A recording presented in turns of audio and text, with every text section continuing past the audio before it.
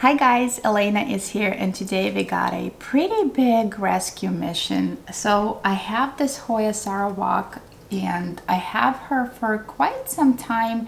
She actually was, I believe, in my second video I ever made on Hoyas. At that point I only had 30 plus Hoyas and I love this Hoya so much. It is definitely one of my favorites. The foliage on this Hoya is huge. This is the original leaf this Hoya came with and it's kind of tired. Unfortunately, I do have to rescue this Hoya because she is dying. She is not doing too well, you guys, and I'm going away for 8 days and I'm just scared that I'm gonna come home to a dead plant. So we're gonna rescue her today. I mean, it's still somewhat firm, but it's not as firm like this Hoya should be, you guys. So the only thing I could do at this point is just cutting her up. And I think what happened to this Hoya is a dry rot, you guys. So I think I might have missed a watering because this Hoya is quite hard to tell when she needs to be watered because I don't know, she always felt pretty firm. Even now, it's like, as sad as she is, and she does look pretty wrinkled. I don't know if you guys can see it, but she's still pretty firm, you guys. So she just didn't tell me she needed water. What happens with the dry rot, if you don't water your Hoyas for a little while, some of the roots start dying back, and then you give them water. There is just not enough roots to take up the amount of water, and this Hoya is also in a 4-inch pot right here, and the roots look actually okay, but she's definitely not happy. She is dying slowly and I really don't want to lose this Hoya. So unfortunately we'll be chopping her up today and I'm pretty confident that I could save her. One good thing with Hoyas, at least most of them die very slowly, you guys. I've been watching this girl for at least 2 weeks at this point and leaves don't really get any firmer than this. So it's definitely time to do something about it. So we're gonna take some cuttings today. And I actually had another vine going on this side of the trellis, and about 2 weeks ago I did take 2 cuttings and I will show you in comparison how the leaves should be looking. So I took these 2 cuttings right here and you could see the difference, how glossy and thick leaves are. Like I can't even bend these leaves at all. And this Hoya roots very fast, you guys. Keep in mind, this has only been about 2 weeks and she is fully rooted. So if you guys have a Sarawak and it's struggling for you, don't feel bad to cut it at all. Here's the second cutting, also very firm, glossy leaves. And you could see how much roots are there, you guys. There's quite a bit. Within 2 weeks, that's pretty amazing. That's why I'm not too concerned about cutting it up because I know it roots very well. It's very easy Hoya to grow, very easy Hoya to root. The only thing I'm bummed out about that it's gotten so big and I have her for so long and now we're just basically gonna start from scratch. But my plan is I don't necessarily want to go node by node because I would like to preserve the majority of the vine so I don't really have to start completely from scratch, I guess. That would be very helpful, but I think it would be a good place to cut somewhere here. And it would give me 1, 2, 3, 4, 5 nodes. And the foliage looks really good, other than it's a little bit dehydrated. So I think I will get a better looking plant overall, just a little bit shorter, I guess. So let me adjust the camera so you guys can see what I'm gonna do. And let's get going on this girl. So I guess this is a good position where you guys, I think, will be able to see what I'm doing. I have my shears right here. They are sanitized with alcohol. And have a little paper towel for the Hoya juice, I guess. If you guys can't handle this, you might wanna look away, but we have to cut her. So we're gonna make a cut right over here. So let's do it, you guys. Let's just do it.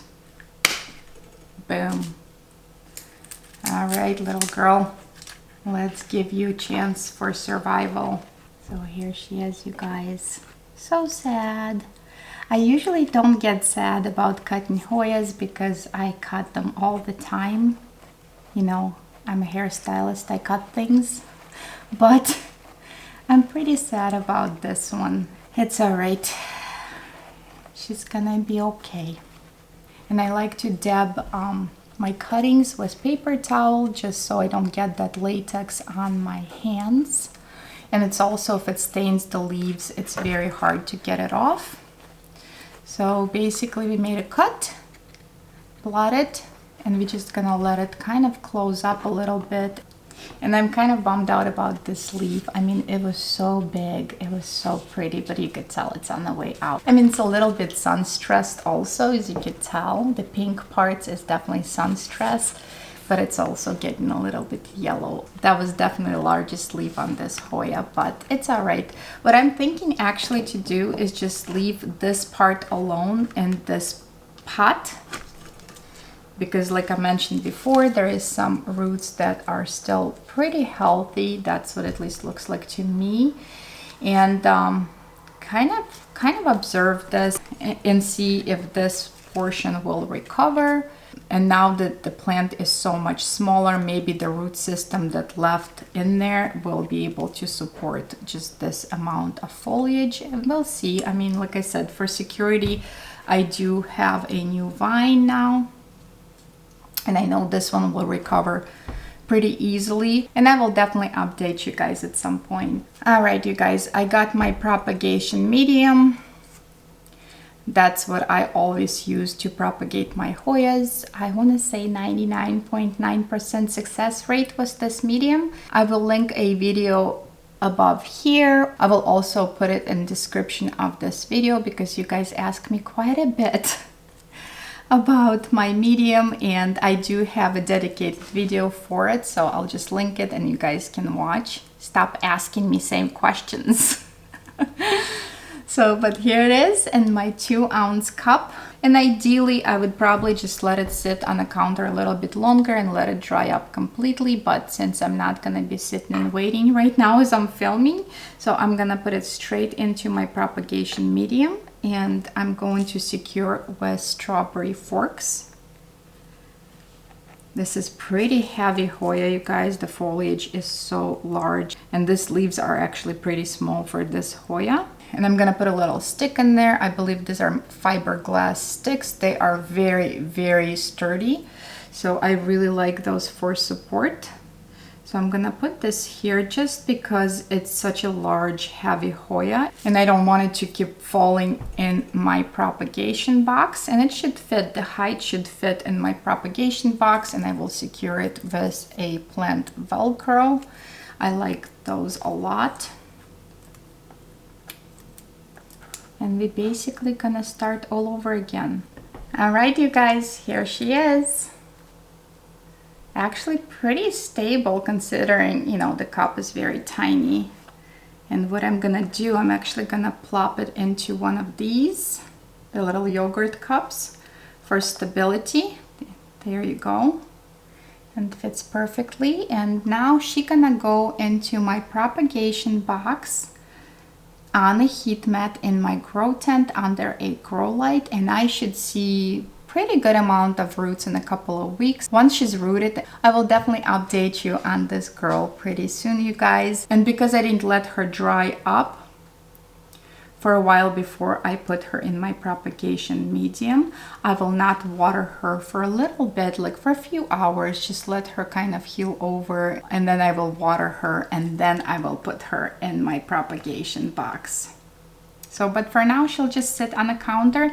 And the one thing I want to mention, I don't usually like to propagate such long vines, but I really did not want to start this plant node by node because it took a while for it to grow this big. So I really did not want to start completely from scratch. And I do have two little guys already right here. So I don't necessarily want to have bunch of these. I'd rather have one large plant, and they obviously root much better when they are tiny like this, but it is totally possible to propagate long vines. And I think I even have a video on that before, but it was my Hoya obovata that I really didn't want to start from scratch again, and that's what I did. I cut it up into 2 giant vines and I propagated them with no problem. So the only difference I've done, it was not in my propagation medium.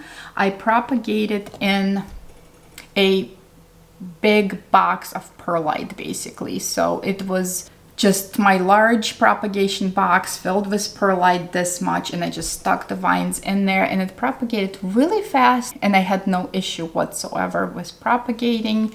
The only thing I did not like was the box of perlite, you guys. What happened is the roots start growing everywhere, absolutely everywhere on those vines, and it wasn't looking pretty. So I didn't like that. At some point, once I repotted my obovata, I cut off all those aerial roots because it just was looking way too messy for me.